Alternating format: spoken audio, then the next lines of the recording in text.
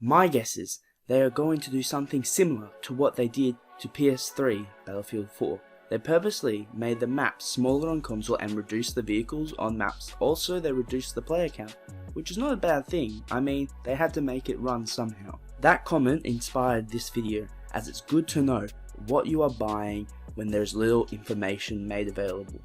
So, what was Battlefield 4 on the PS3? It ran at 30 FPS compared to the PS4's 60. The visuals were a big step down from next gen, with things like dust, rain and snow not being clearly made out, so more of just a blur. Only had 24 players compared to the PS4's 64 players, so 40 player difference, which is quite a drastic difference there. Now the question is, will this be similar to Battlefield 2042's launch on the PS4?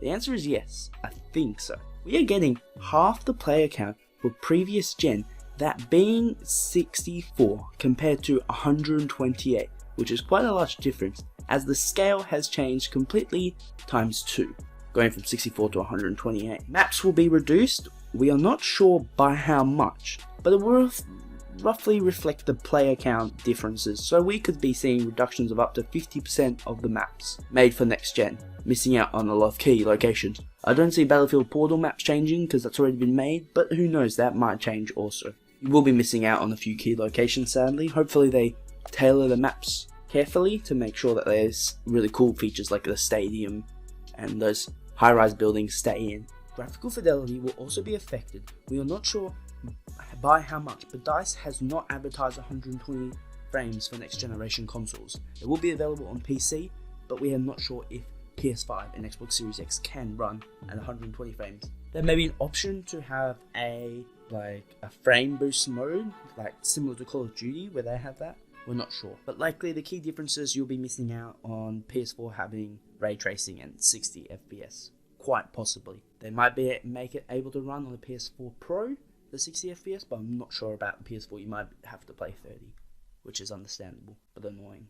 You will not have access to crossplay with next gen, so PS4 and Xbox One is isolated to the rest of the community, meaning the longer the game comes out, the less players are going to be on because they're moving to the next gen. Possibly, support for the older generation will die out quicker as next gen continues to grow and numbers slowly but surely start to switch over to the PS5 and Xbox Series X. So we might see the devs no longer sending over ported maps in a couple years.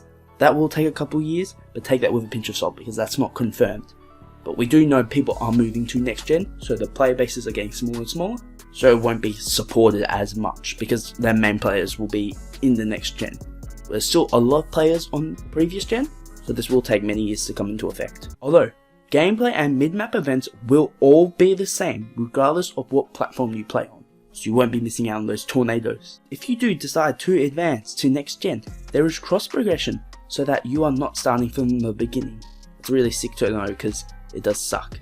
If you do decide to advance to next gen, there is cross progression so that you are not starting from the beginning, which is nice to know because I don't think many people have fun being level 50 on a console, and then if you get PC in the future, you have to start again at level 1. We will find out more once the open beta comes out, which we're not sure when we're going to be getting that date. Hopefully it's revealed soon. I'm thinking maybe late August or early September we'll get a beta. Or at least for YouTubers they'll have access to the alpha so we can see gameplay. But now it's a slippery slope of deciding whether it's worth a purchase to lose some of these selling points because they are selling the big players and stuff like that, but it's not really a point for PlayStation. So that's the end of the video. That's the differences that are confirmed and I can 100% guarantee will happen, and I just think it's good to look back at what's happened in the past so we can compare it. They both also had a $10 increase, so if you were playing PS3 you were able to pay another $10 to get that on PS4. I made a mistake in my comment earlier, so just fix that up. Thank you guys so much for watching this video. I wanted to add to the 3 of you watching to the end, yes I know there's only 3 of you, that I will be giving a copy of Battlefield Battlefield 5 out for free in my next video out on the 5th of August. So if you haven't picked that up yet, I'll give you the code. Just notice that it's only for Origin that you can enjoy. So it's just a little thank you to the few of you who are always watching these videos. I'm not sure if anyone will take that up, but I'll leave it there and I'll see if someone's claimed it. Yep, this is only for Origin. I'm sorry I can't provide it for any of the consoles, but let me know if you end up being the winner. It'll be nice to know. Tell a friend if they have PC. You might get a free game. Let me know if you got it, and remember, August 5th.